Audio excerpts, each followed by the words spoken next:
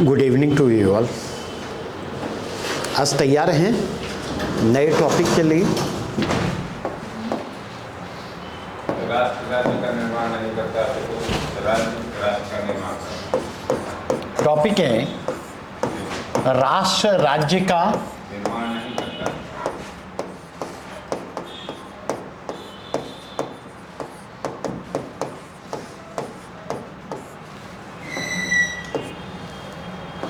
राष्ट्र राज्य का निर्माण नहीं करता, अपितु राज्य राष्ट्र का निर्माण। राज्य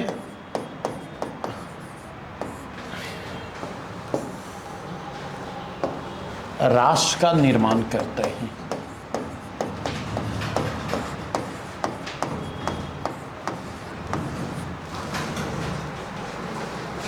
ठीक है। क्या क्लास की टाइम बदल गई है क्या? कहिएगा तो खिसका देंगे थोड़ा सा और आगे, ताकि सहूलियत हो आपको। Nation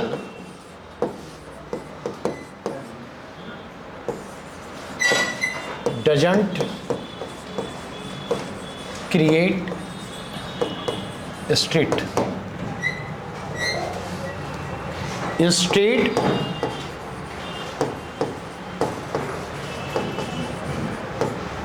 it is the state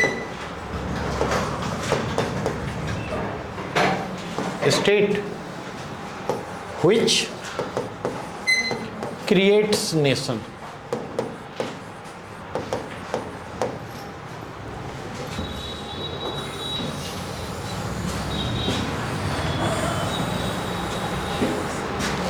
अब मुझे लगता है अब जो फॉर्मेट पकड़ रहा हूं ना, आप लोगों को भी अच्छा लगेगा। अब तक आपको लग रहा होगा कि क्या बतला रहे हैं, नहीं बतला रहे हैं, हवा ही नहीं लग रहा है।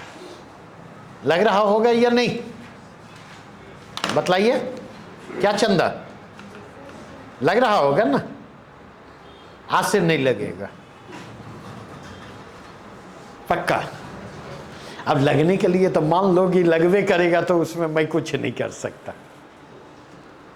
ये समझ में आया कि नहीं? के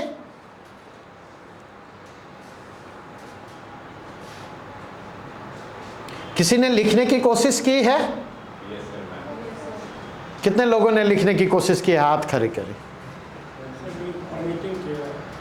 इंट्रो लिखा है 1 2 3।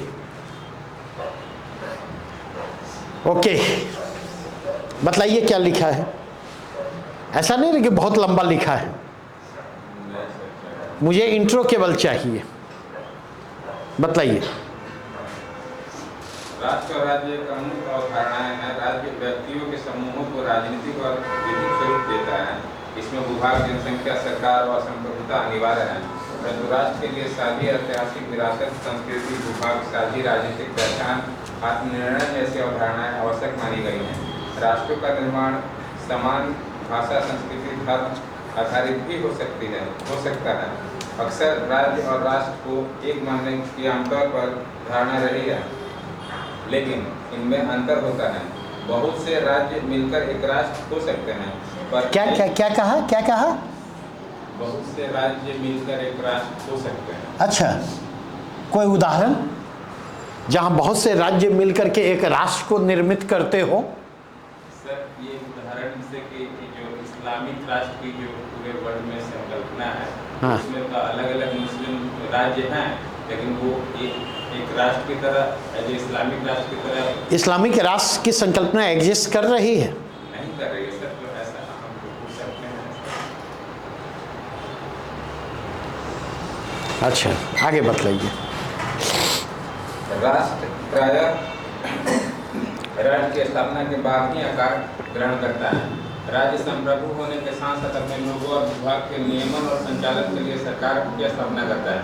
इन्हीं कानून और सामाजिक व्यवहारों से राज्य के अंदर निवास करने वाले समूहों में एक पहचान की भावना विकसित होती है। ये पहचान राजनीतिक भविष्य को लेकर भी हो सकती है, सांस्कृतिक और सुरक्षा की भावना से प्रेरित हो सकती है। इसमें व्यक्ति एक दूसरे को जाने बिना एक जुड़ाव या लगाव महसूस करता है।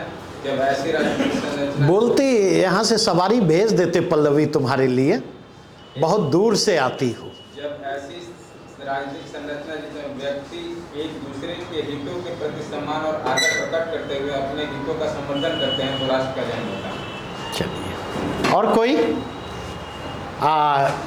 एक चीज केवल बतला दूं, ये टॉपिक जो है, ठीक है, शायद कोर थीम को आप नहीं समझ पाए हैं, ठीक है, और इसमें आपकी गलती नहीं है, ये बात मैं क्लियर कर दूं। कोर थीम कुछ और है। हाँ, और कोई बतलाओ। राष्ट्र और राज्य दो भिन्न अवधारणाएं, लेकिन इनका आपस में गहरा संबंध है। एक राष्ट्र की संकल्पना एक काल्पनिक अमूर्त संकल्पना है। एक राष्ट्र सामान्यतः एक संस्कृति, भौगोलिक और ऐतिहासिक एकता से जुड़ा होता है, जबकि राज्य एक राजनीतिक संरचना है जिसमें शासन, विधायिका, न्यायपालिका, कार्यपालिका होती है। राष्ट्र का निर्माण सामान्यतः भाषा, संस्कृति और अन्य सामाजिक कारकों से होता है, जबकि राज्य उस राष्ट्र के लिए एक संरचना व शासन प्रणाली प्रदान करती है। और कोई बताइए।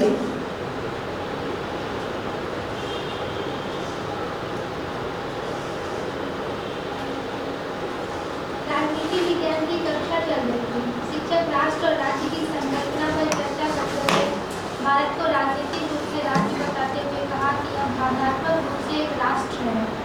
तभी मौसम ने उत्कंठा भरे स्वर में पूछा, राज्य क्या है? शिक्षक ने बताया, वैसा निश्चित भूभाग जिसके पास संप्रभुता हो, जनसंख्या हो, सरकार हो। मौसम और राष्ट्र क्या है?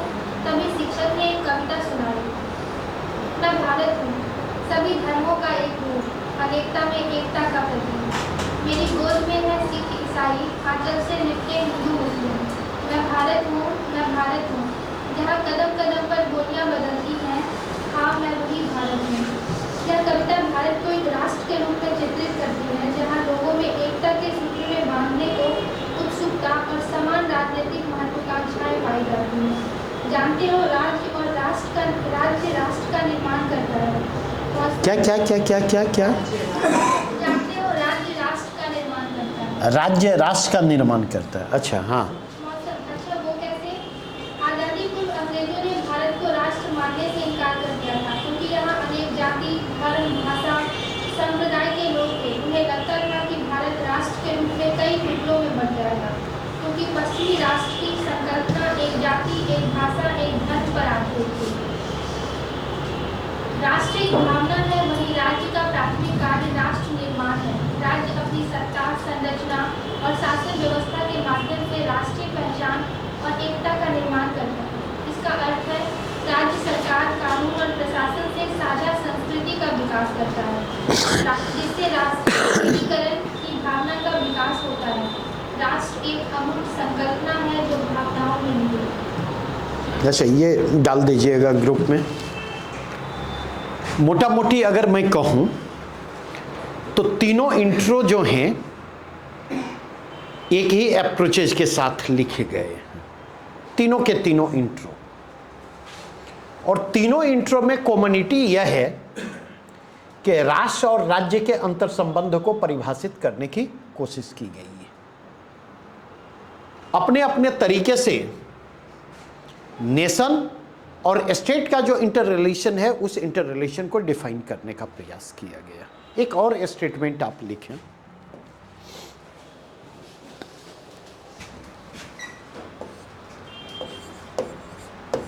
गुप्तों ने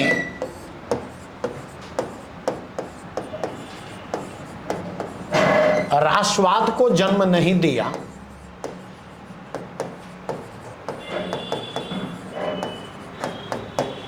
अपितु राष्ट्रवाद ने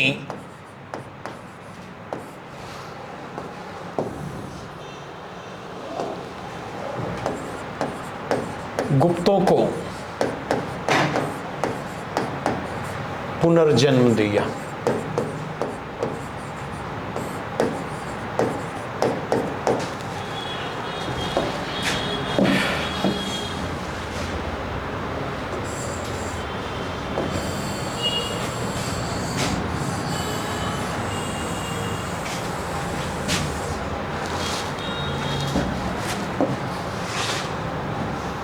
The Guptas didn't give birth to a nation,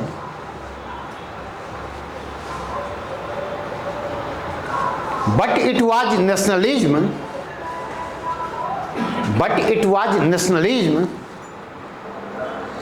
which has given rebirth to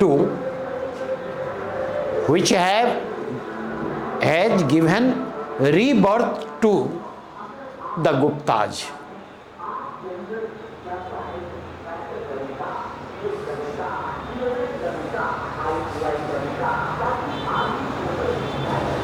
समझ में बात आई या नहीं? थोड़ा सा समझिए। बहुत ही आसान है इसको लिखना, बशर्ते चीज़ों को आप समझ रहे हैं, और बहुत है मुश्किल इसको लिखना अगर आप चीज़ों को नहीं समझ रहे हैं। दरअसल ये स्टेटमेंट जो है यह डीडी कौशाम्बी का स्टेटमेंट है।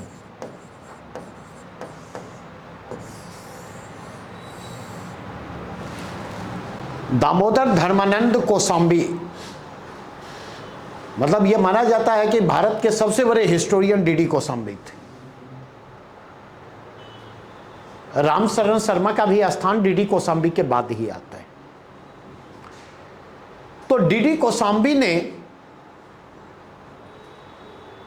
ये टिप्पणी की थी नेशनलिज्म एंड गुप्ताज के इंटर रिलेशन के ऊपर।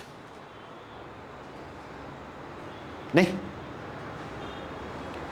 बेसिकली अगर आप देखें, पहले इसको समझ लें फिर हम पहले स्टेटमेंट पर आएंगे।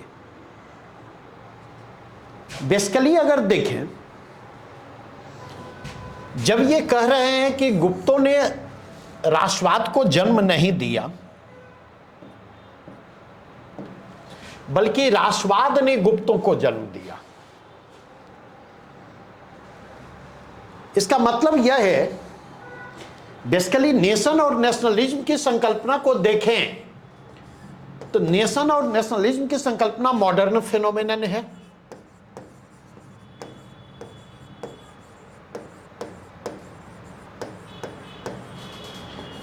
यह आधुनिक प्रक्रम है।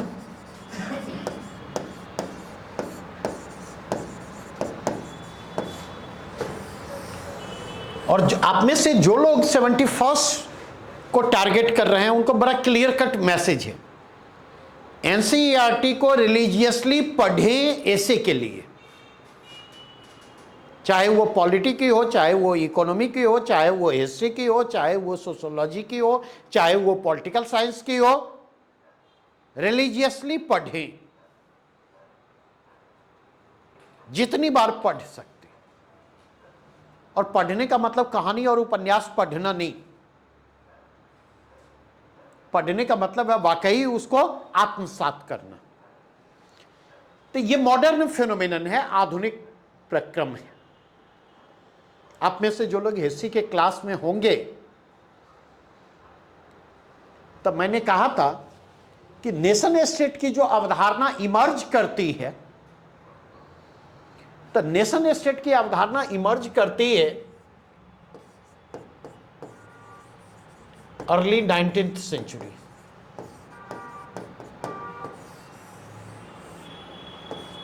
Late 18th century. उदारवाद के आविर्भाव के साथ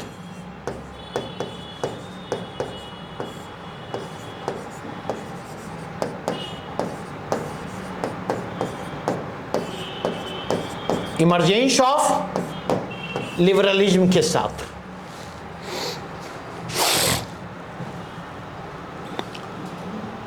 अगर आप देखें, यहां जिनकी बात हो रही है, किनकी बात हो रही है?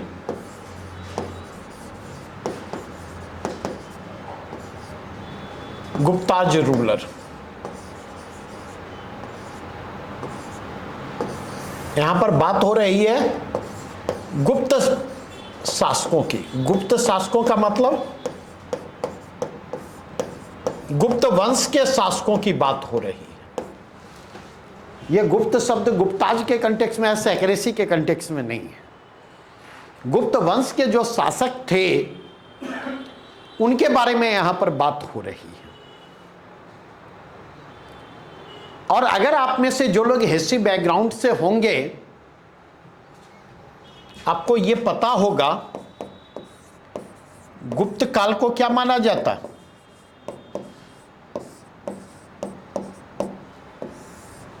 गुप्ता पीरियड जो है उसको गोल्डन एज माना जाता है, दैट इज स्वर्ण काल।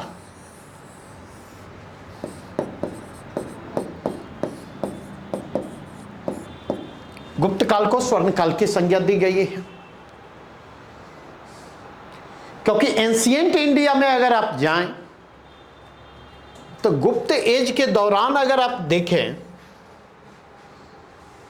तो आप यह पाएंगे, चाहे कल्चर की बात करें, चाहे आप इंडियन कल्चर की बात करें, चाहे आप इंडिया के फॉरेन ट्रेड की बात करें, इसका क्लाइमैक्स देखने को मिलता है, इसका उत्कर्ष देखने को मिलता है। और इसीलिए अगर आप देखें तो गुप्त काल को समृद्धि का काल माना जाता।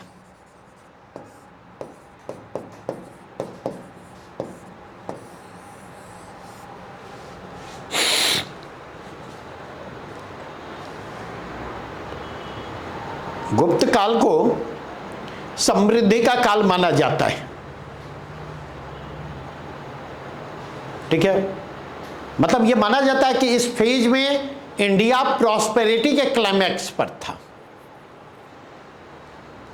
नहीं। लेकिन अगर इसके टाइम पीरियड को देखें तो यह टाइम, गुप्तों का टाइम पीरियड क्या है? एंशिएंट है,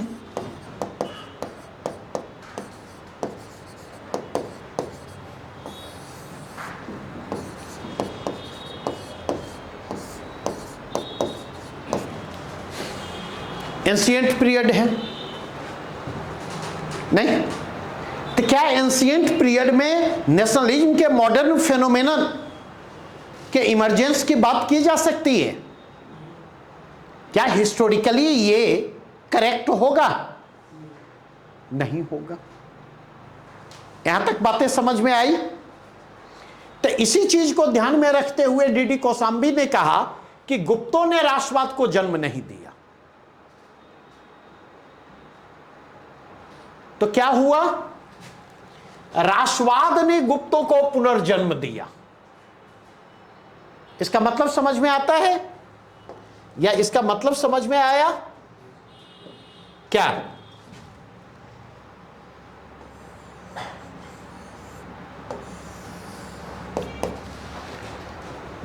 It was the need and requirement of Indian nationalism.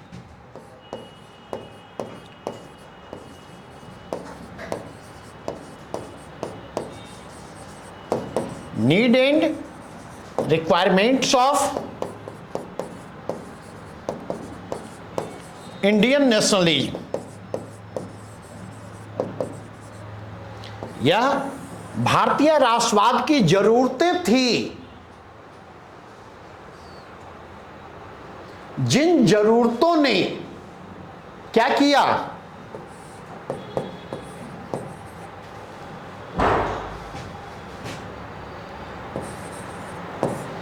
गुप्त शासन को, गुप्त शासन और उसकी उपलब्धियों को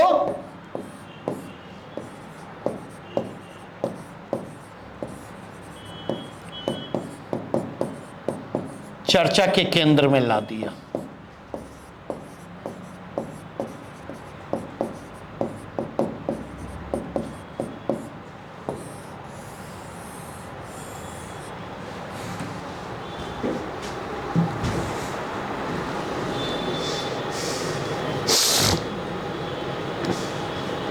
अब थोड़ा सा इस चीज को समझिए, फिर मैं पिछले टॉपिक पर लौटूंगा। बेसिकली अगर आप देखने की कोशिश करें तो इंडिया में मॉडर्न हिस्टोग्राफी की शुरुआत कब होती है? अंग्रेजों के आगमन के साथ। और जो इंपीरियलिस्ट हिस्टोरियन हैं, जो साम्राज्यवादी इतिहासकार हैं, उन्होंने साम्राज्यवादी नजरिए से भारत के इतिहास को उन्होंने लिखने की कोशिश की। और जब साम्राज्यवादी नजरिए से उन्होंने भारत के इतिहास को लिखा तो उन्होंने कहीं ना कहीं इंपीरियलिस्ट इंटरेस्ट और इंपीरियलिस्ट माइंडसेट को सेंटर में रखते हुए, साम्राज्यवादी सोच, साम्राज्यवादी दृष्टि और साम्राज्यवादी पूर्वाग्रह को सेंटर में रखते हुए उन्होंने भारत के इतिहास को देखने की कोशिश की, भारत के इतिहास को समझने की कोशिश की, भारत के इतिहास को की व्याख्या करने की कोशिश की, भारत के इतिहास को लिखने का प्रयास किया। ये बात समझ में आई क्या प्रिय? बात समझ में आई? हाँ या ना, जल्दी बोलो। पक्का? हाँ, क्लास में ही थी? पक्का? कितना % सही सही बोलना, नहीं तो पूछ दूंगा क्या क्या बोला हूं। कितना %?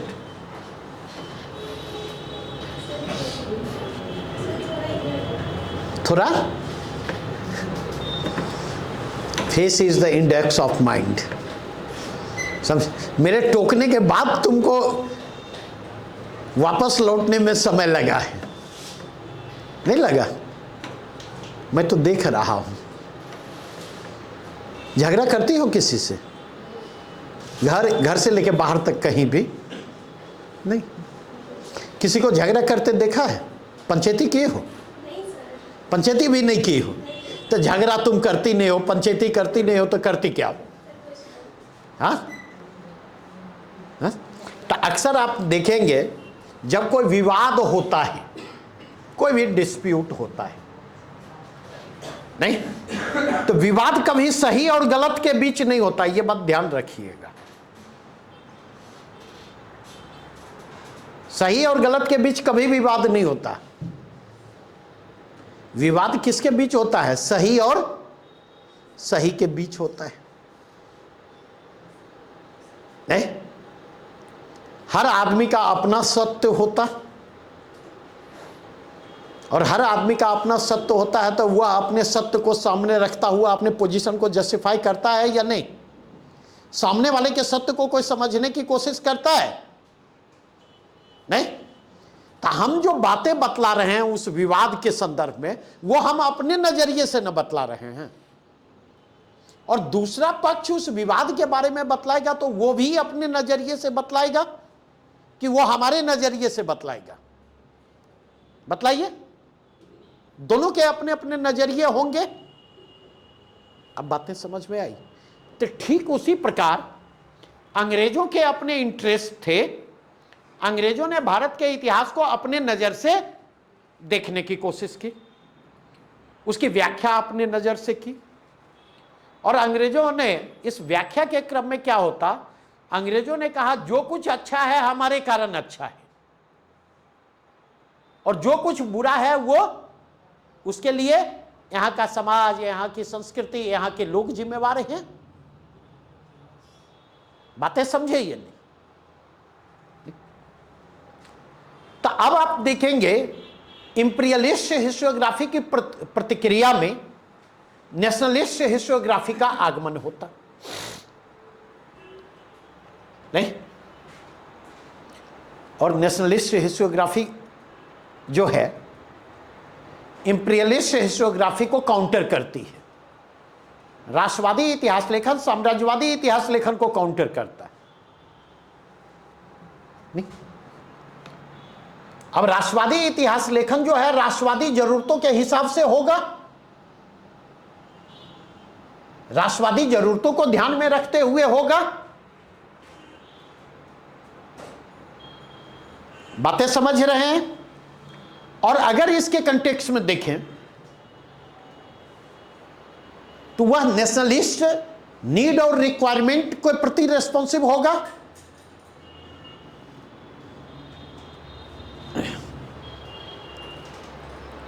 तो अगर इंपीरियलिस्ट हिस्टोग्राफी की कोशिश होगी कि इंडियंस को उनके कल्चरल रूट से डिरूट किया जाए, उनकी सांस्कृतिक जड़ों से अलगाया जाए और उनके अंदर हीन भावना इतनी भर दी जाए कि वो सिर उठाने की हिम्मत न कर सके, तो राष्ट्रवादी इतिहास लेखन की कोशिश क्या होगी?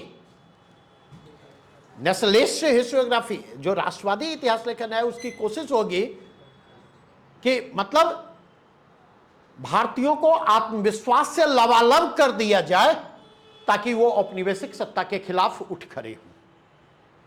ये पूरा का पूरा उसका पर्सपेक्टिव होगा। अब ये कैसे संभव होगा बतलाइए? स्कूल में पढ़ने में कैसे थे? सही, हाँ।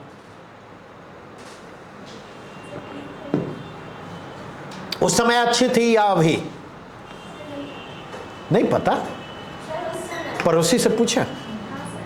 हाँ, उस समय नहीं, अभी हो सकता है उस समय जिनकी तुलना में तुम बेहतर हो सकता है अभी वो तुम्हारी तुलना में बेहतर हो। दैट मे बी पॉसिबल, ऐसा होता है नहीं?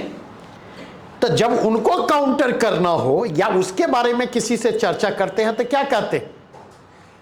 अरे ये सब हमारे सामने कुछ था, इन सब की स्कूल में हमारे सामने आवाज नहीं निकलती थी, कहते हैं या नहीं?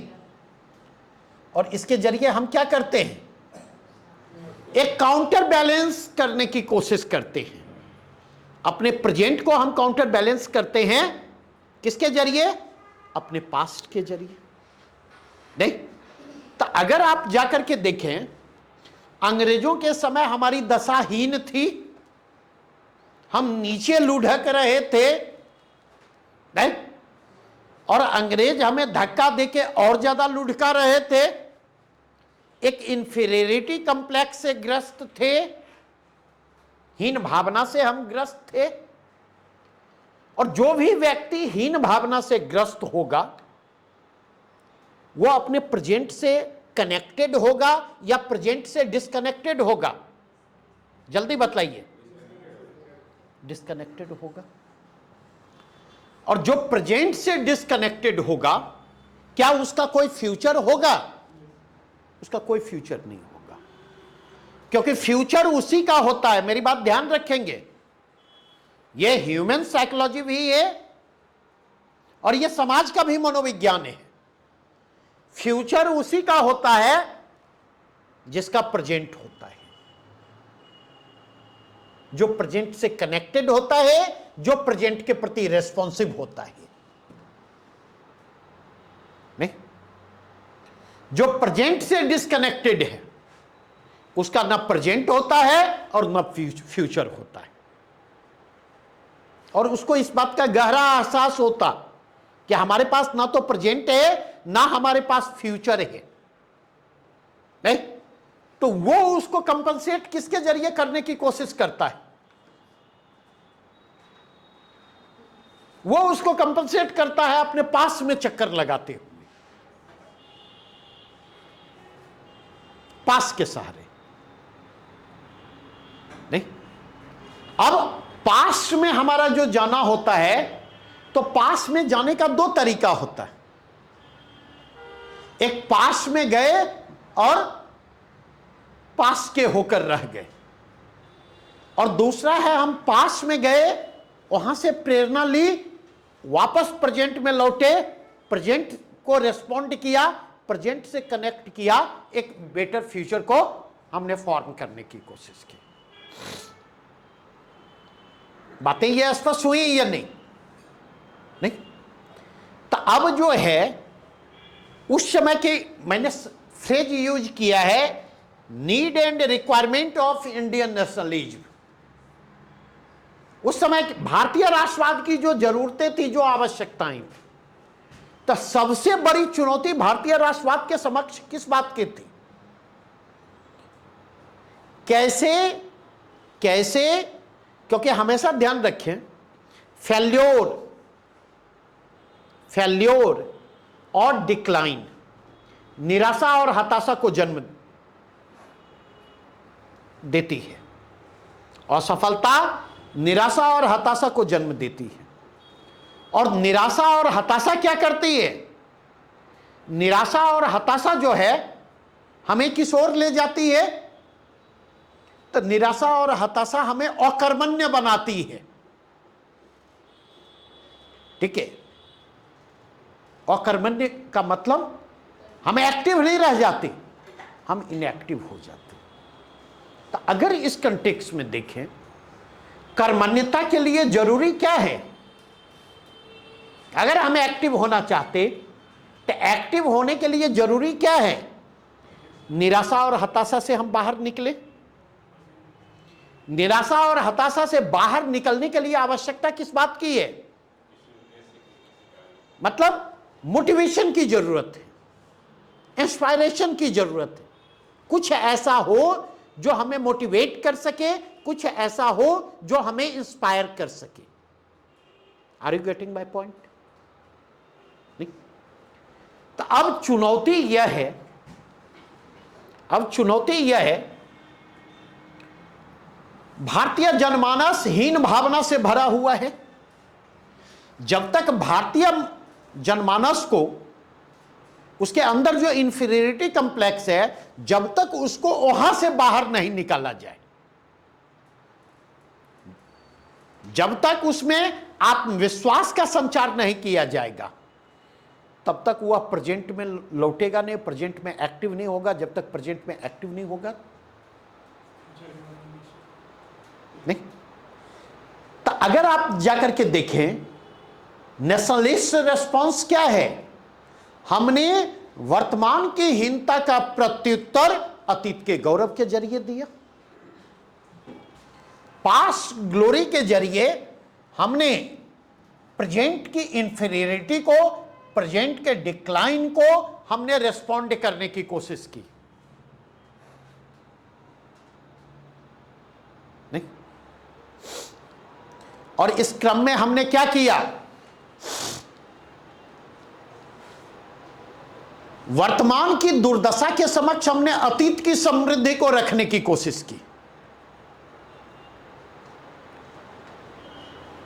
और इसी क्रम में देखें, ब्रिटिश इंपीरियलिज्म के पैरेलल हमने इंडियन कल्चरल इंपीरियलिज्म के आइडिया को रखा। भारत के सांस्कृतिक साम्राज्यवाद की धारणा को रखा। ब्रिटिश इंपीरियलिज्म, ब्रिटिश साम्राज्यवाद जो अपने स्वरूप में कैसा था? ब्रिटिश साम्राज्यवाद जो अपने स्वरूप में इनह्यूमन था। That was exploitative in nature, जिसकी प्रकृति शोषणकारी थी।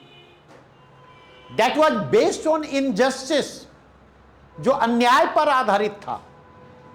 उसके पैरेलल हमने भारत के सांस्कृतिक राष्ट्रवाद की संकल्पना को प्रेजेंट किया। नहीं, हमने ये दिखाने की कोशिश की,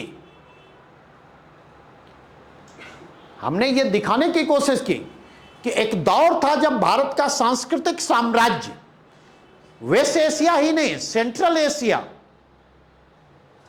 वेस्ट की ओर चले जाएं तो वेस्ट एशिया ही नहीं, सेंट्रल एशिया तक फैला हुआ था। और इधर south east Asia, east Asia तक भारत का सांस्कृतिक साम्राज्य फैला हुआ था। और केवल सांस्कृतिक साम्राज्य ही नहीं फैला हुआ था, उस समय की भारत की समृद्धि का आलम यह था कि हमारा ट्रेड एंड कॉमर्स जो है वो अपने क्लाइमैक्स पर था। ट्रेडिंग एक्टिविटी के जरिए हम वेस्ट एशिया और सेंट्रल एशिया तक से वेल कनेक्टेड थे, सिल्क रूट याद करें। और इधर हम साउथ ईस्ट एशिया और ईस्ट एशिया तक कनेक्टेड थे। अब बातें मेरी समझ में आई? और ये जो सांस्कृतिक साम्राज्यवाद की, जो भारतीय सांस्कृतिक साम्राज्यवाद की जो अवधारणा है, यह सांस्कृतिक साम्राज्यवाद, कल्चरल नेशनलिज्म अपने स्वरूप में कैसा था, इनह्यूमन या ह्यूमन? भारतीय सांस्कृतिक साम्राज्यवाद जो है वो अपनी प्रकृति में ह्यूमन था, मानवीय था। अशोक की धम्म की संकल्पना इसके ड्राइविंग फोर्स का काम करती है। अशोक के धम्म की संकल्पना इसके ड्राइविंग फोर्स का काम करती है। सांस्कृतिक साम्राज्यवाद की यह संकल्पना बहुजन हिताय और बहुजन सुखाय के आदर्शों से प्रेरित है। सांस्कृतिक साम्राज्यवाद की इस संकल्पना के केंद्र में सर्वे भवन्तु सुखिनः सर्वे सन्तु निरामया की संकल्पना है। सांस्कृतिक साम्राज्यवाद की यह संकल्पना जो है, अहम निज परोवेति गणना लघुचेत साम उदार चरिता नाम ही वसुधैव कुटुंबकम। सब कुछ तलाश लेना ना घर पर, सब चीजें यहीं लिख लोगे, ठीक है? बातें ये समझ में आई या नहीं? नहीं, ये जो सांस्कृतिक साम्राज्यवाद की परिकल्पना है, आप देखें प्रसाद क्या लिखते हैं। प्रसाद लिखते हैं, किसी का हमने छीना नहीं, प्रकृति का रहा पालना ही, हम कहीं से आए नहीं, हमारा घर था यही। यह भारत का, यह भारतीय राष्ट्रवाद है जो अपनी प्रकृति में रक्षात्मक है, आक्रामक नहीं है।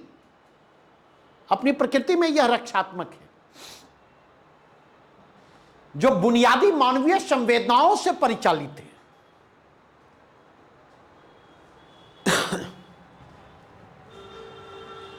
नहीं तो अगर आप जाकर के देखें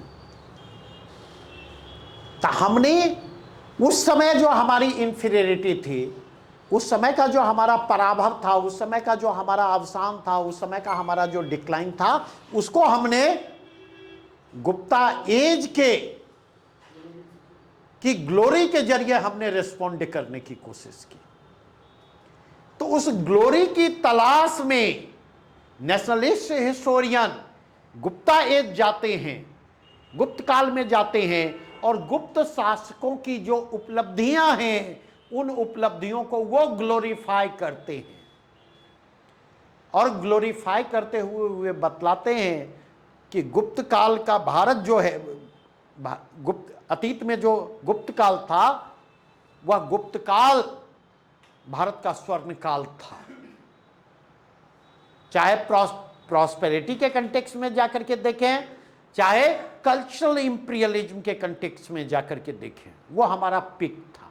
तो हमने उसको रिस्पॉन्ड करने की कोशिश की, और गुप्तकालीन उपलब्धियों के सहारे आत्मविश्वास से हीन भारतीय जनता में आत्मविश्वास पैदा करने की कोशिश की। ये बातें समझ में आई नहीं? तो इस लाइन का मतलब समझ में आया? गुप्तों ने राष्ट्रवाद को जन्म नहीं दिया, बल्कि राष्ट्रवाद ने गुप्तों को जन्म दिया। और आज भी आप में से अगर कोई हिस्ट्री के स्टूडेंट हैं तो इस पर डिबेट होता है। बढ़े यहां से आगे, वापस हम पहले स्टेटमेंट पर लौटे।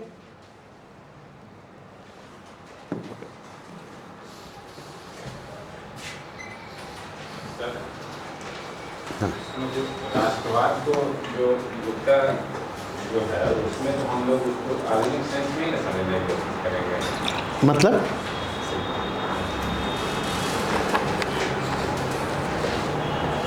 गुप्तों ने राष्ट्रवाद को जन्म नहीं दिया, तो राष्ट्रवाद ने गुप्तों को पुनर्जन्म दिया। तो डी.डी. कोशाम्बी जी ने इस राष्ट्रवाद को आधुनिक संदर्भ को सही जोड़ के ना, निश्चित तौर पर मार्क्सिस्ट हिस्टोरियन है, नहीं? साइंटिफिक टेम्परामेंट, लॉजिक, रीजनिंग वहाँ सेंटर में होगा, तभी तो वो बात कर रहे हैं, नहीं? और जो लोग इमोशनल होते वो क्या कहते हैं? भारत हमेशा से राष्ट्र रहा है, ऋग्वेद में चर्चा है। आज भी कहते हैं या नहीं? अच्छा, अब क्या कहूँ, मैं टिप्पणी नहीं करूँगा उन पर, क्योंकि एक पंक्ति है, अक्सर मैं कोट करता हूँ कि तुझे ज़िंदगी कहा है, तू है ज़िंदगी का हासिल, तुझे बेवफा कहा तो मुझे लोग क्या कहेंगे, ये ज़माना ना जाने क्या क्या कह रहा है, अगर तूने कुछ कहा तो मुझे लोग क्या कहेंगे। एक तो बेचारे बेगूसराय के हैं, समझे, ऊपर से संघ के इकलौते चिंतक हैं, समझे, और 2024 के चुनाव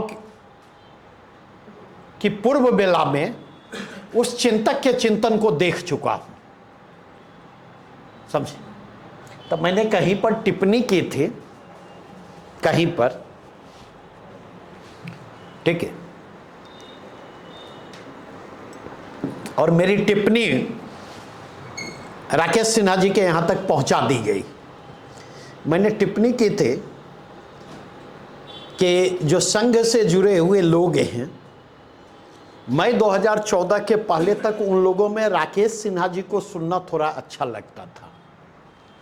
सहमति और सहमति अपनी जगह पर है, तार्किक तरीके से बात करते थे। लेकिन मैं 2014 में मोदी जी के प्रधानमंत्री बनने के बाद राकेश सिन्हा जी का भी मोदाइजेशन हो गया, समझे, और बड़े करीब से महसूस किया कि राकेश सिन्हा और संबित पात्रा के बीच का फर्क किस तरह से मिटता चला गया है। और ये पूरी जिम्मेवारी के साथ कह रहा हूं, मतलब ऐसा नहीं है कि क्रिटिसाइज करने के लिए ये बात कह रहा हूं, समझे। और हेमंत कुकरेती याद आते हैं अब उनको देख के। हेमंत कुकरेती की एक पंक्ति है, सफलता की ऊंचाइयों पर चढ़ने के लिए गिरना बहुत जरूरी है और गिरने की कोई इंतहा नहीं है। पिछले 11 वर्षों से करीब करीब भारत यही देख रहा है कि सफलता की ऊंचाइयों पर चढ़ने के लिए गिरना बहुत जरूरी है और गिरने की कोई इंतहा नहीं है। तो ऊपर से लेकर के नीचे तक वही देख रहा हूं, और राकेश सिन्हा जी के भी कंटेक्स्ट में देखा। तो खैर, कहां पर थे, कहां भटका दिया आपने। हाँ, देखिए, आप छेड़ दीजिएगा ना तो बेसिकली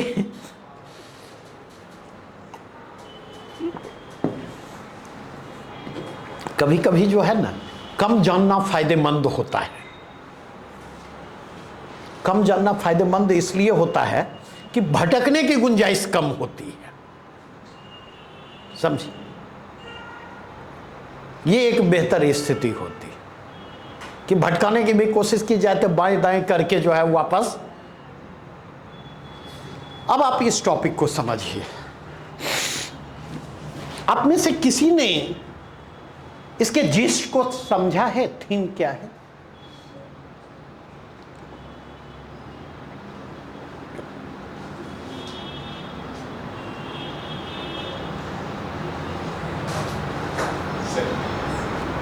किसी ने समझा हो? अब पहले आपसे नहीं पूछूंगा। हिस्ट्री का क्लास मेरा जिन लोगों ने किया है, ये प्रश्न उनसे है।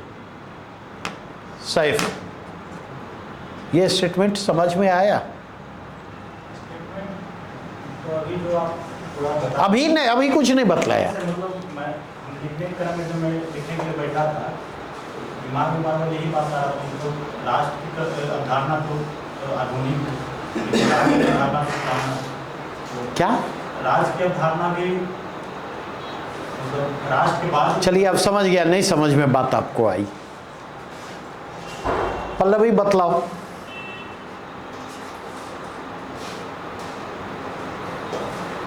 बतलाओ।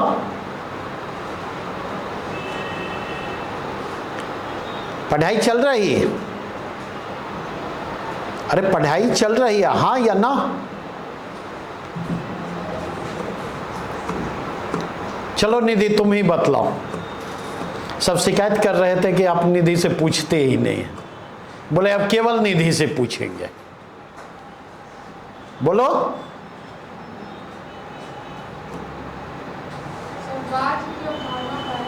अरे ये कहीं गुजरा है ये लाइन? कहां? क्या पढ़ा रहे थे? नेशनलिज्म जो पढ़ा रहे हाँ, नेशनलिज्म में क्या पढ़ा रहे थे तब बोले थे। सही पकड़ा आपने। अब नेशन की बात है तो वो नेशनलिज्म में बात हुई होगी। हाँ, बताइए ना क्या पढ़ा रहे थे, यही तो मैं जानना चाह रहा हूं।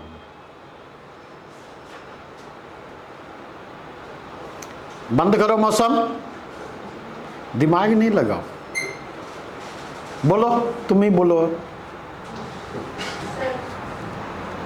लाइन आप बोले थे कि सोवियत संघ का जब विघटन, अरे किस कंटेक्स्ट में बोले थे ये बतलाओ। इस पर मैंने विस्तार से चर्चा की है क्लास में, कब की है मुझे ये जानना है। जबकि क्वेश्चन तो आउट कल ही कर दिया था ना। कब की है, मतलब क्या पूछे, नहीं समझे। मतलब इस लाइन को कहीं रेफर किया था, कोई टॉपिक पढ़ा रहा हूं तब। हाँ, राष्ट्रवाद जब कहा, नहीं, राष्ट्रवाद में स्पेसिफिक होकर के बात करें ना। राष्ट्रवाद पर 20 क्लास लिया है कम से कम, नहीं लिया है?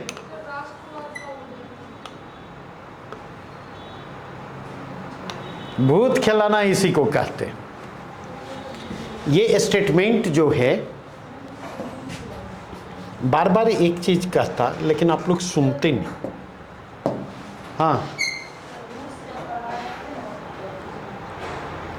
रूस तो नहीं ही पढ़ाया होऊंगा किसी कीमत पर नहीं। ठीक है, ये स्टेटमेंट जो है, ये स्टेटमेंट है मुसोलिनी का।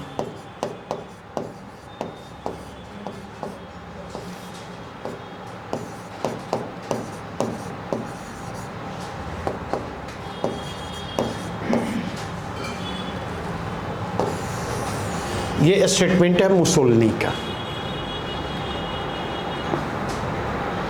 और मुसोलिनी के इस स्टेटमेंट को कोट किया है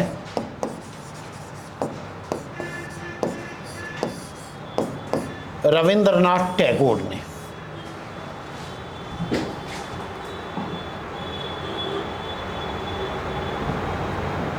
टैगोर ने नेशन और नेशनलिज्म को जो डिस्कस किया है, तो नेशन और नेशनलिज्म को डिस्कस करते हुए वो मुसोलिनी को कोट करते। ठीक है, और इस स्टेटमेंट का एक कंटेक्स्ट है। अगर आप जाकर के देखें तो ये जो स्टेटमेंट है, इस स्टेटमेंट का एक कंटेक्स्ट है।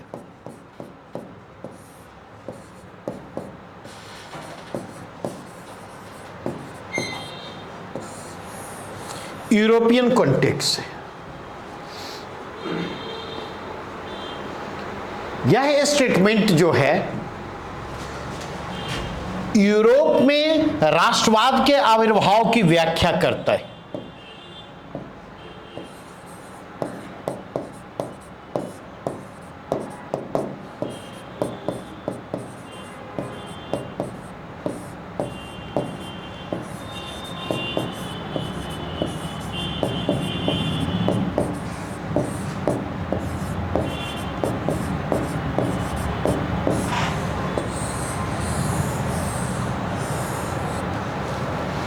यूरोप में राष्ट्रवाद के आविर्भाव की व्याख्या करता है।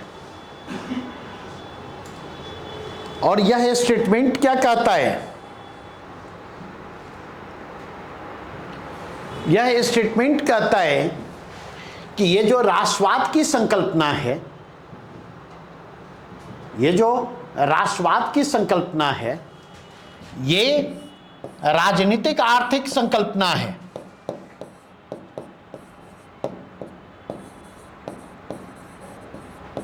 यह राजनीतिक आर्थिक संकल्पना है। ऐसी राजनीतिक आर्थिक संकल्पना that was supported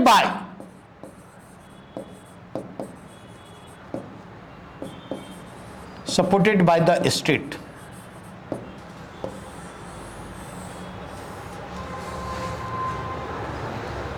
स्टेट ने इसको सपोर्ट किया है।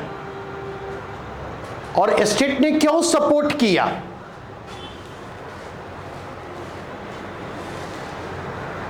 नहीं, तो स्टेट ने इसको सपोर्ट किया अपने पॉलिटिकल पोजीशन को, अपनी राजनीतिक स्थिति को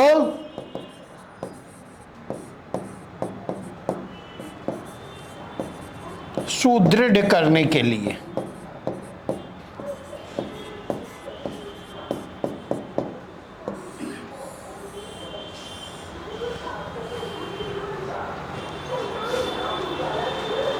नहीं, और स्टेट अपने पॉलिटिकल पोजीशन को स्ट्रेंथन करना चाहता है। इसका मतलब क्या? स्टेट के जो रूलर हैं, नहीं, तो वे इसके सहारे दो काम करना चाहते, management of internal political contradiction,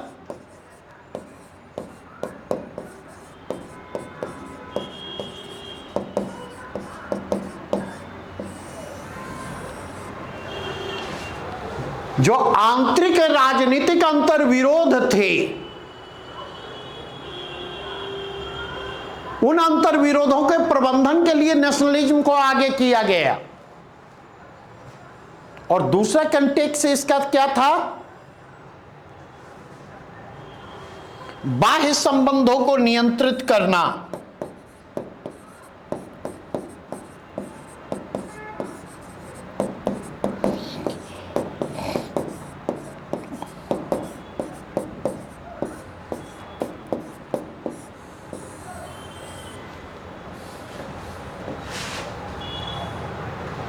और बेसिकली अगर आप जाकर के देखें, स्टेट ने क्या किया? स्टेट ने क्या किया? तो स्टेट ने नेशन और नेशनलिज्म के नाम पर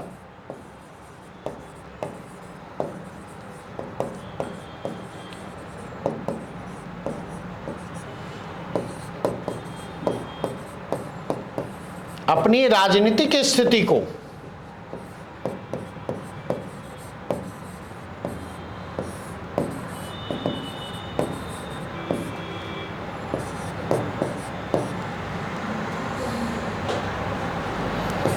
सुदृढ़ करने की कोशिश की।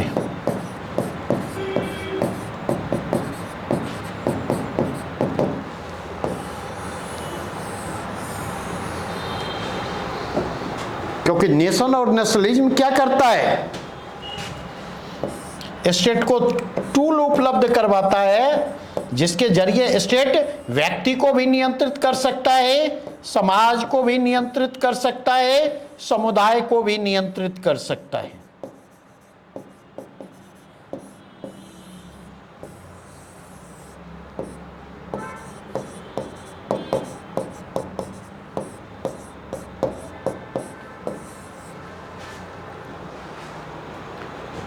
बातें ये समझ में आई या नहीं? कितने लोगों की समझ में आई बात?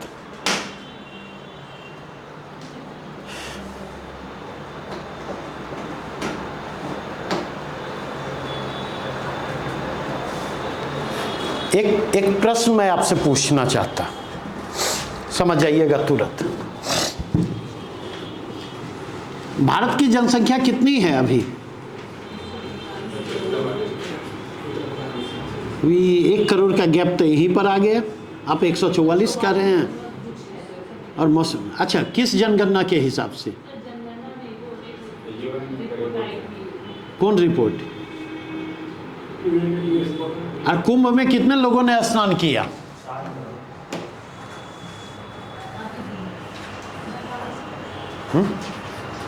अब इस बात को समझिए, कुंभ में कितने लोगों ने स्नान किया, इसका एक्यूरेट डाटा हमारे पास उपलब्ध है नहीं? लेकिन देश की आबादी कितनी है 2011 के बाद, इसका कोई डाटा हमारे पास उपलब्ध नहीं है।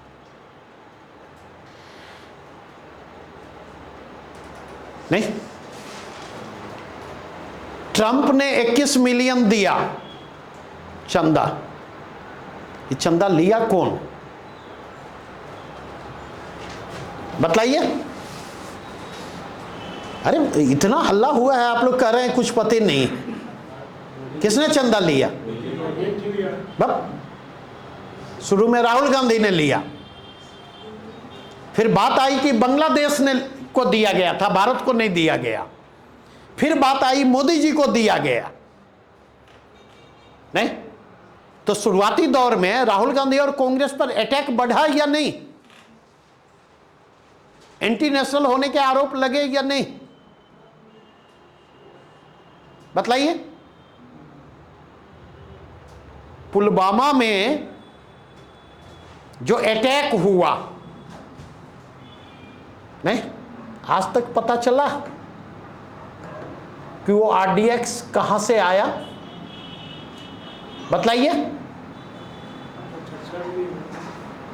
नहीं, लेकिन कहीं पर बम विस्फोट हो जाए तुरंत हमें पता चल जाता है कि मुसलमान इन्वॉल्व है, पाकिस्तानी इन्वॉल्व है। कंटेक्स्ट समझिए, कंटेक्स्ट समझिए।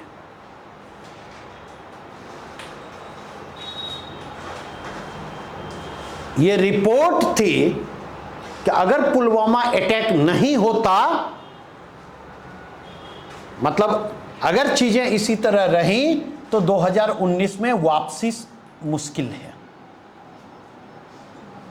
यह रिपोर्ट है। तो वापसी को इंश्योर किया जा सके, ठीक है, तो इसके लिए पुलवामा आया। क्या? जो सर्वे का है, सर्वे का है, ठीक है। और उसने क्या किया? उसने रिपीट ही नहीं किया, with improved data, with improved data, ठीक है। आज के कंटेक्स्ट में आप सवाल कीजिए, आपके सवाल अगर सरकार को, नेतृत्व को परेशानी में खड़े करते हैं तो तुरंत आपको वामपंथी घोषित किया जाएगा, तुरंत आपको अर्बन नक्सल घोषित किया जाएगा, तुरंत आपको एंटी नेशनल घोषित किया जाएगा, तुरंत आपको आ गया ना इसी में, प्रो पाकिस्तानी घोषित किया जाएगा, प्रो मुस्लिम घोषित किया जाएगा। ये क्या है? दरअसल अगर आप देखें, ये जो फेनोमेनन की बात की, आज के इंडियन कंटेक्स्ट से बड़ी आसानी से आप कनेक्ट कर सकते। 1971 में जाकर के देखें, 71-72 में जो हुआ, उस घटना ने इंदिरा गांधी के पोजीशन को मजबूत किया या नहीं किया? ये तो एक फैक्ट है। तो हमेशा एक बात ध्यान रखिएगा, जो भी रूलिंग पार्टी होती है वो हमेशा नेशन और नेशनलिज्म का हवाला देती है, और नेशन और नेशनलिज्म के नाम पर अपने विरोधियों को, विरोध में उठने वाली हर आवाज को क्या करती है? दबाने की कोशिश करती है। क्योंकि जैसे सवाल देश का है, नहीं तो हम लोग एक पैर पर खड़े हो जाते, देश के लिए कुछ भी करेगा। नहीं, आज अगर आप जाकर के देखें, 2029 का चुनाव हो और 2028 के दिसंबर में जो है नहीं, भारतीय सेना उठ खड़ी हो और पाकिस्तान ऑक्युपाइड कश्मीर हथियार ले, तो 2029 में बीजेपी को पावर में आने से कोई रोक सकता है? हाँ, 75 साल की उम्र सीमा मोदी जी को प्रधानमंत्री बनने से रोकेगी? बतलाइए। वो चौथी बार भी मुख्यमंत्री, प्रधानमंत्री बनेंगे। तो दरअसल नेशन और नेशनलिज्म का जो कॉन्सेप्ट यूरोप में इमर्ज करता है, उसमें वहां के, यही बात टैगोर ने कहा है। दरअसल इसने जो है वहां के इकोनॉमिक क्लास, जो बिजनेस क्लास है, उसकी नीड और रिक्वायरमेंट को फुलफिल करने के लिए नेशनलिज्म के आइडिया को आगे बढ़ाया गया। क्योंकि उसको नए मार्केट की तलाश थी अपने बिजनेस के एक्सपेंशन के लिए, और वहां के पॉलिटिकल क्लास के इंटरेस्ट को प्रमोट करने के लिए इसको बढ़ाया गया। क्योंकि इंटरनल मतलब डोमेस्टिक पॉलिटिक्स में उसके सामने जो चैलेंजेज क्रिएट हो रहे थे, उस चैलेंजेज को भी इसके जरिए रेस्पॉन्ड करने की कोशिश की गई, और इंटरनेशनल पॉलिटिक्स में मजबूत उपस्थिति के सहारे एक अपने पक्ष में माहौल भी क्रिएट करने का प्रयास किया गया। अब बातें समझ में आई? ये दो कंटेक्स्ट।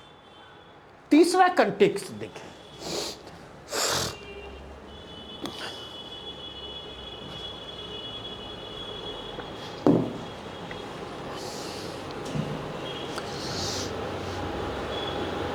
तीसरा कंटेक्स्ट अगर आप जाकर के देखें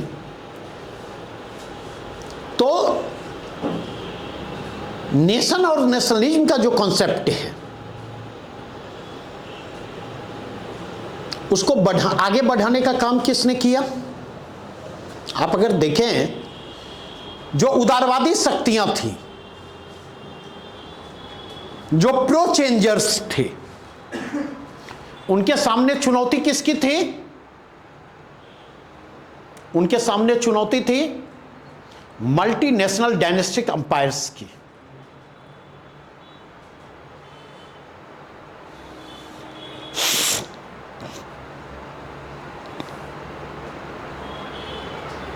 नहीं? और अगर इस कंटेक्स्ट में देखें तो इन लिबरल फोर्सेज ने क्या किया?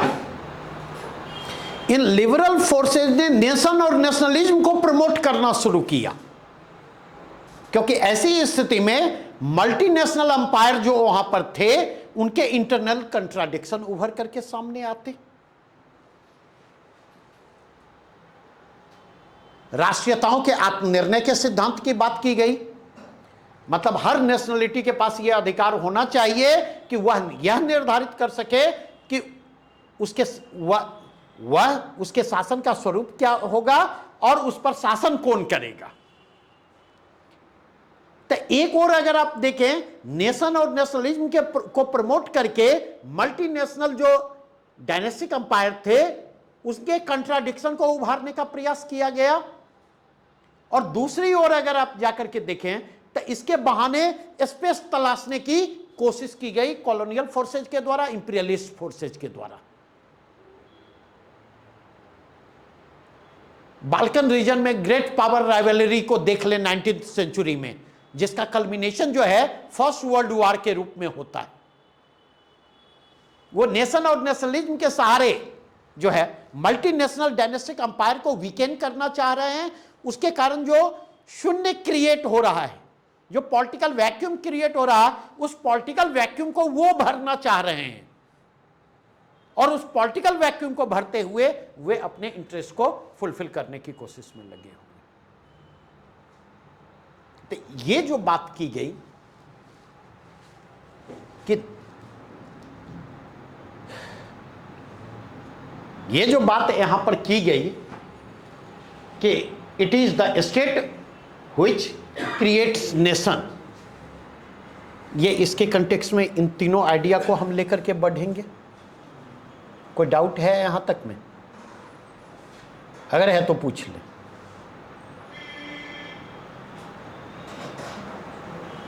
क्या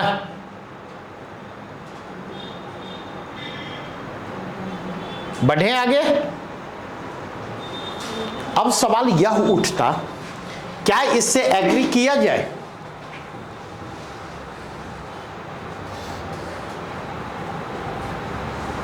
नहीं? तो इसका कंटेक्स्ट होगा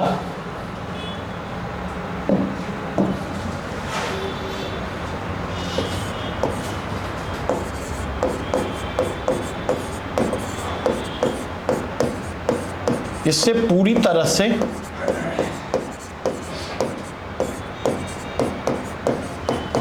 सहमत होना मुश्किल।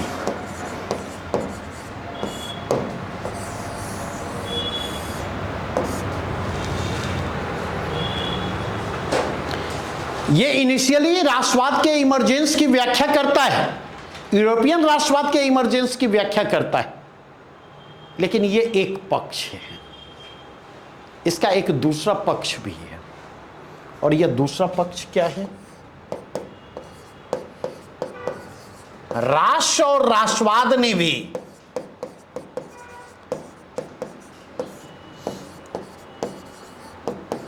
राज्यों को जन्म दिया।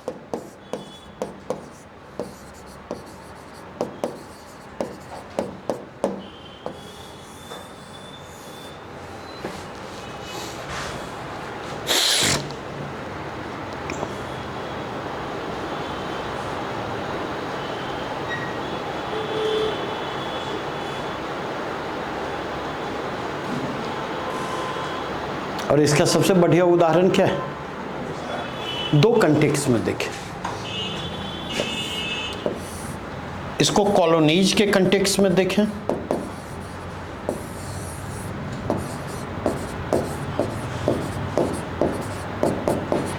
उपनिवेशों का संदर्भ,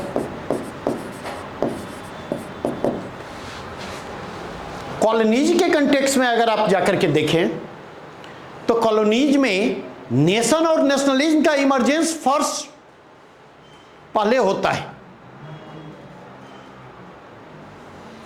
नहीं? और क्रिएशन ऑफ एसेट बाद में होता है,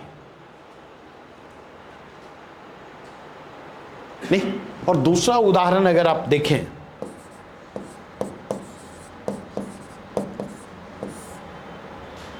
पाकिस्तान, बांग्लादेश का संदर्भ,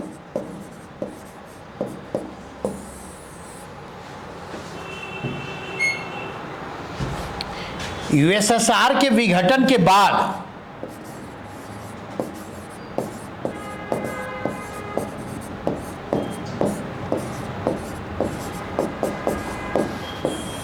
यूएसएसआर के विघटन के बाद जो नए राज्य इमर्ज करते हैं,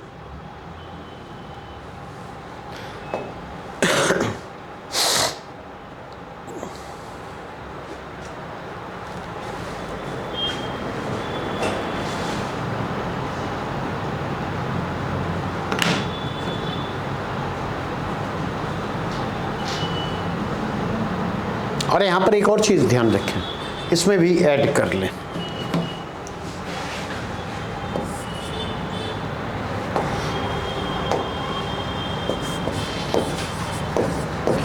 real for diverting from real issues. Real issues जो हैं, वास्तविक जो मसले हैं, उनसे डाइवर्ट करने के लिए भी स्टेट ने क्या किया? राष्ट्र और राष्ट्रवाद का सहारा लिया।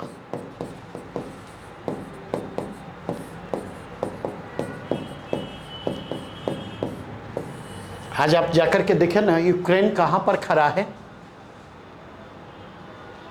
आज आप जाकर के देखें यूक्रेन कहां पर खड़ा है? नहीं, यही नेशन और नेशनलिज्म, नेशनलिस्ट सेंटिमेंट, इसने यूक्रेन को बिखराव के कगार पर पहुंचा दिया है या नहीं? नहीं, 2014 के पहले तक डॉलर के सापेक्ष रुपया जब गिरता था तब भारत की साख भी गिरती थी और प्रधानमंत्री की साख भी गिरती थी। लेकिन 2014 के बाद अगर आप देखें, 2014 के बाद देखें तो क्या रुपये के गिरने से प्रधानमंत्री और भारत की साख गिरती देखते हैं? हाँ, नहीं। आज अगर बात करें, और ये मैं सपोर्टर की बात नहीं कर रहा हूं, कॉमन आदमी की बात कर रहा हूं, आप उनके सामने चर्चा करें कि महंगाई चरम पर पहुंच गई।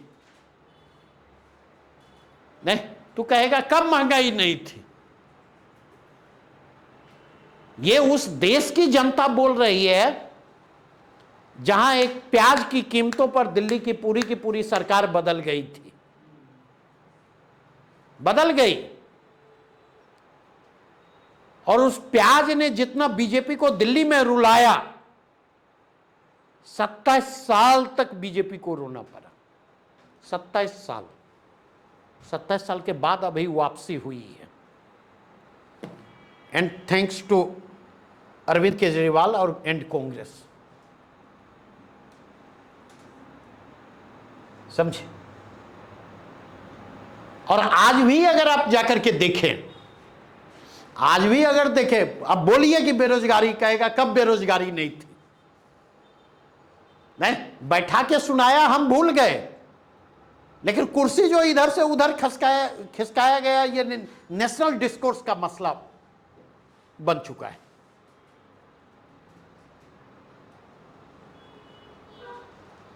नहीं तो अगर इस कंटेक्स्ट में देखें, हम इन दोनों डायमेंशंस को लेकर के चलेंगे और इन दोनों डायमेंशंस के कंटेक्स्ट में हम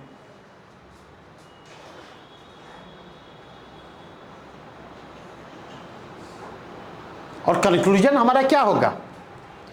दरअसल राष्ट्र और राज्य का संबंध जो है पारस्परिक है। अब तक के अनुभव ये बतलाते हैं कि कहीं पर राष्ट्र राज्यों को जन्म दे रहा है, कहीं पर राष्ट्रवाद राज्यों को जन्म दे रहा है, तो कहीं पर राज्य राष्ट्रवाद को जन्म दे रहे हैं।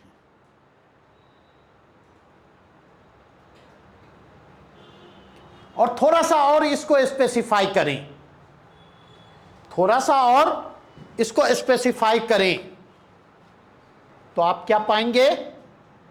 आप यह पाएंगे कि जहां स्टेट पहले से एग्जिस्ट कर रहा है, वहां स्टेट नेशन और नेशनलिज्म को जन्म दे रहा है, नेशन और नेशनलिज्म को प्रमोट करने में लगा हुआ है।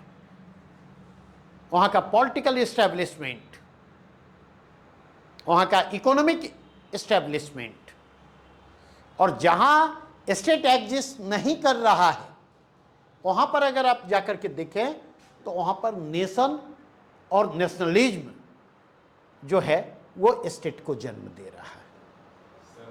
हाँ, इस व्याख्या से तो सर ऐसा लगता है कि राष्ट्रवाद जो है कहीं न कहीं लोकतांत्रिकरण को वीकन कर रहा है। निश्चित तौर पर, निश्चित तौर पर।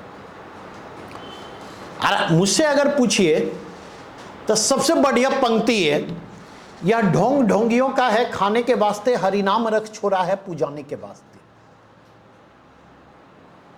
नहीं, आज अगर पिछले 11 साल से जो भारत में खेल चल रहा है, एक ओर धर्म है, दूसरी ओर राष्ट्रवाद है, इन दोनों से बाहर कोई खेल देखेंगे?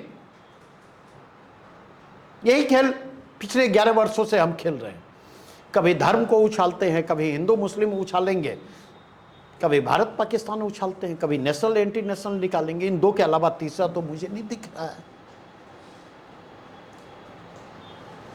बेसिकली अगर आप जाकर के देखें, रिलीजन की तरह नेशन, नेशनलिज्म और नेशनलिटी का मसला भी इमोटिव इशू है, ये भावनात्मक मुद्दे हैं। जिन भावनात्मक मुद्दों का इस्तेमाल अक्सर ट्रंप क्या कर रहे हैं अमेरिका में, लिखिए ना, ट्रंप क्या कर रहे हैं अमेरिका में? अमेरिका तो ग्लोबलाइजेशन का पैरोकार था ना। And what does globalisation means? Globalisation means making the national boundary irrelevant, बिना राष्ट्रीय सीमाओं को अप्रासंगिक बनाए। क्या आपको लगता है ग्लोबलाइजेशन संभव था? लेकिन आज अमेरिका फर्स्ट की बात हो रही है, अमेरिकन फर्स्ट की बात हो रही है ना? ट्रंप कहते हैं मेक अमेरिका ग्रेट अगेन, मागा, और हम कहते हैं मेक इंडिया ग्रेट अगेन, मीगा। नहीं तो और कुछ हो ना हो, विश्व गुरु से विश्व गुरु तक की यात्रा जरूर हम तय करेंगे। विश्व गुरु से विश्व गुरु की यात्रा जरूर तय करेंगे हम इसकी बदौलत। और जैसे जैसे समय गुजरेगा आप महसूस करेंगे, अभी तो इकोनॉमी का खस्ता हाल शुरू ही हुआ है, आने वाले समय में देखिए क्या होता है। ठीक है, इसी तरह कुंभ में डुबकी लगाइए, महाकुंभ में आनंद की प्राप्ति होगी, परमानंद की प्राप्ति होगी, मोक्ष जीते जी महसूस करेंगे।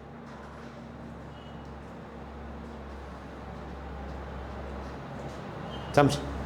तो इसलिए हमने कहा कहीं भी पैटर्न आप नोटिस करें। मैंने यूक्रेन का ये किया, मैंने वहां का हवाला दिया, अमेरिका का हवाला दिया, और आज के कंटेक्स्ट में देखेंगे ये ग्लोबल फिनोमेनन है। हर जगह की सरकारें, क्योंकि इसके पीछे के रीजन को समझिए। रीजन यह है कि ग्लोबलाइजेशन ने जिस ग्रोथ एंड डेवलपमेंट को जन्म दिया है वह अनइवन है। वहां पर ग्रोथ एंड डेवलपमेंट के बेनिफिट का इक्विटेबल डिस्ट्रीब्यूशन नहीं है। उसने इनइक्वालिटी और डिस्पैरिटी को जो है कम करने की बजाय इनइक्वालिटी और डिस्पैरिटी को, असमानता और विभेद को उसने वाइडेन करने का काम किया है।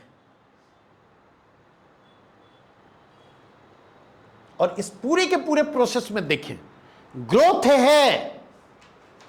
है, लेकिन उस ग्रोथ के साथ एम्प्लॉयमेंट अपॉर्चुनिटी का जनरेशन नहीं है, एम्प्लॉयमेंट अपॉर्चुनिटी क्रिएट नहीं हो रही है। इकोनॉमिक ग्रोथ हो रहा है, इकोनॉमिक ग्रोथ नहीं हो रहा है ये बात नहीं, इकोनॉमिक ग्रोथ हो रहा है, लेकिन सरकारें अपनी फ्री मार्केट इकोनॉमी के नाम पर, लिबरलाइज इकोनॉमी के नाम पर सरकारें अपनी सामाजिक जिम्मेवारियों से परहेज कर रही हैं।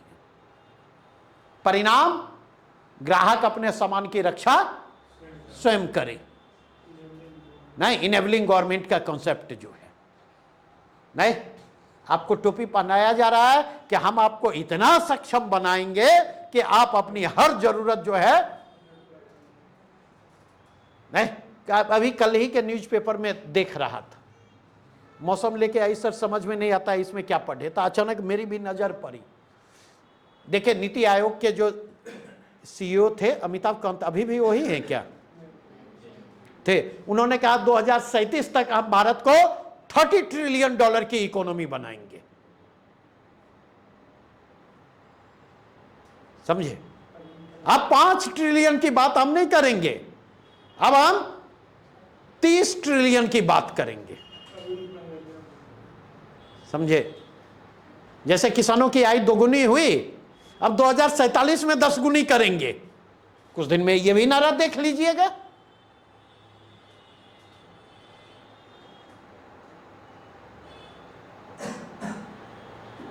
सब लोग तो समझ ही रहे हैं कि कुछ नहीं कर रहे हैं, फिर भी जिता दे रहे हैं। क्या?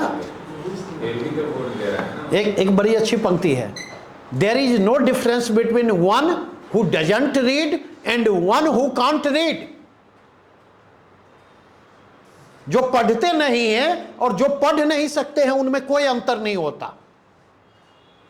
आप जो कह रहे हैं समझ रहे हैं, समझने वाले से तो बेहतर मैं ना समझने वाले को मानता हूं कि कम से कम वो बेचारे नहीं समझ रहे हैं इसलिए बेवकूफ बन रहे हैं।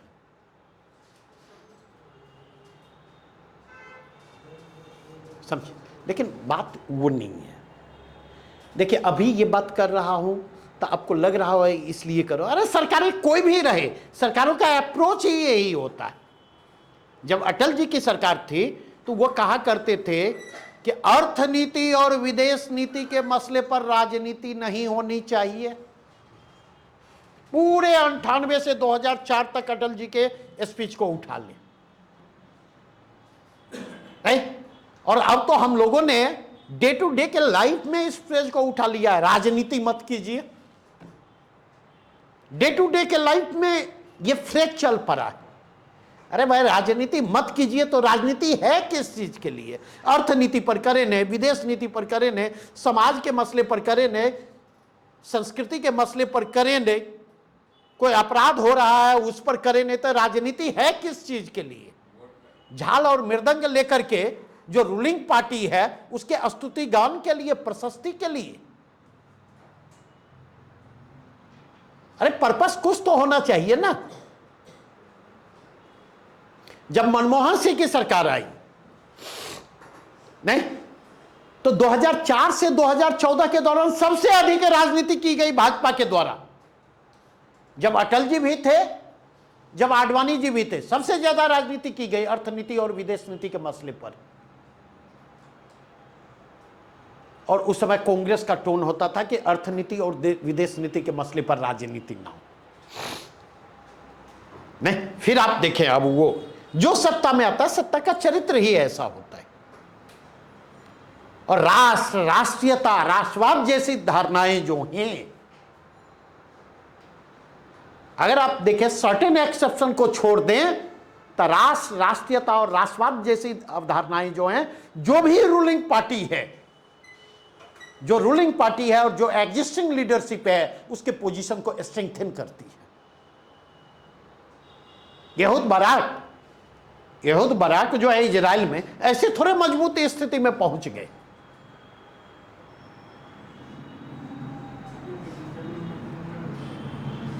नहीं, हमास का क्या लग रहा है? हमास को फिलिस्तीनियों की चिंता है। बातें स्पष्ट हुई या नहीं? समझे तो कितना आसान टॉपिक था। अगर हिस्ट्री में आपने टैगोर के राष्ट्र और राष्ट्रवाद विषयक चिंतन को आपने पढ़ा होता केवल, तो आसान था मैनेज करना या नहीं? अच्छा, ऐसा नहीं पढ़ा है और मैंने नहीं पढ़ाया है, लेकिन